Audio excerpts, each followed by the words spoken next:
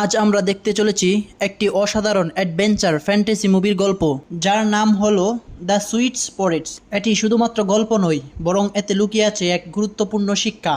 দর্শক, আপনারা অবশ্যই মুভিটি শেষ পর্যন্ত দেখবেন। এই গল্পটির বিষয়ে অগ্রিম কিছু বলে গল্পের মজাটি নষ্ট করতে চাচ্ছি না। আর বেশি কথা না বলে চলেন বন্ধুরা, মূল গল্প শুরু করা যাক। গল্পের শুরুতে আমরা দেখতে পাই জার্মানির একটি ছোট্ট গ্রাম, যেখানে একের পর এক বন্যা এবং করার কারণে ভয়াবহ দুর্ভিক্ষ দেখা দিয়েছে। সেখানকার মানুষ খাবারের অভাবে অনাহারে মারা যেতে থাকে, কিন্তু তবুও সেখানকার অত্যাচারী রাজা খাজনা মওকুফ করছিল না।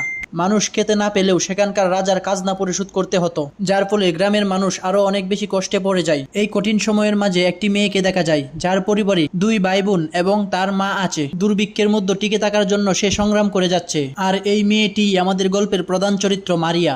এরপরের দৃশ্যে আমরা দেখি একটি গায়ক নদীর ধারে বসে গিটার বাজাচ্ছে এবং গান গাচ্ছে, কিন্তু তার চেহারা দেখলেই বোঝা যায় ক্ষুধা আর ক্লান্তিতে তার অবস্থা খুবই খারাপ। ঠিক তখনই আমাদের গল্পের নায়ক ডেভিড সে রাস্তা দিয়ে হেঁটে যাচ্ছিল। এমন সময় গায়ক লোকটা ডেভিডের পথ আটকে বলে, আমি তোমাকে গান শোনাচ্ছি, তার বিনিময়ে আমাকে কিছু খাবার দাও। গায়ক ব্যক্তিটা আরো বলে, আমি অনেকদিন না খেয়ে আছি, ক্ষুধার জ্বালা আমার আর সহ্য হচ্ছে না, দয়া করে আমাকে কিছু খেতে দাও। এমত অবস্থায় ডেভিড কিছুটা বিরক্ত হয়ে বলে, আমার কাছে খাবার নেই, তুমি অন্য জায়গায় চেষ্টা করো আর আমাকে যেতে দাও। কিন্তু গায়ক হাল ছাড়ে না, সে বারবার ডেভিডের পিছে পিছে যায় এবং বলে, আমাকে খেতে দাও, দয়া করে আমাকে কিছু খেতে দাও, আমি তোমাকে গান শোনাচ্ছি, এই শুনো আমার চমৎকার গান। যদি তোমার কাছে খাবার নাও থাকে তাহলে আমাকে তোমার সঙ্গে নিয়ে যাও। এরপরের দৃশ্যে আমরা দেখতে পাই মারিয়ার ছোট ভাই খুবই অসুস্থ, খাবার না খেতে পেয়ে অনেক দুর্বল হয়ে গিয়েছে। তার মা এবং ছোট বোন অনেক চেষ্টা করছে তাকে সুস্থ করার জন্য।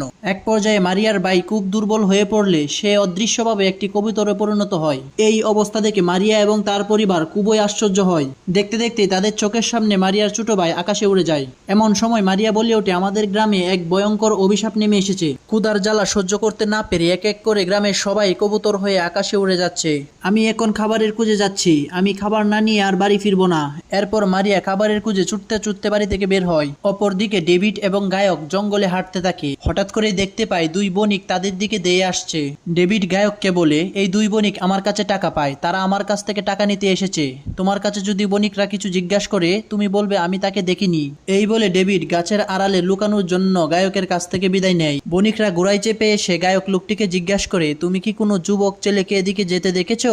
গায়ক সহজ ভাষায় বলে দেয়, না, আমি এদিকে কাউকে যেতে দেখিনি। কিন্তু বণিকরা গায়ককে সন্দেহ করায় ঘোড়া থেকে নেমে গায়ককে বলে, আমি শুনেছি তুমি কিছুক্ষণ আগেই কারোর সাথে কথা বলছিলে। কে ছিল সে?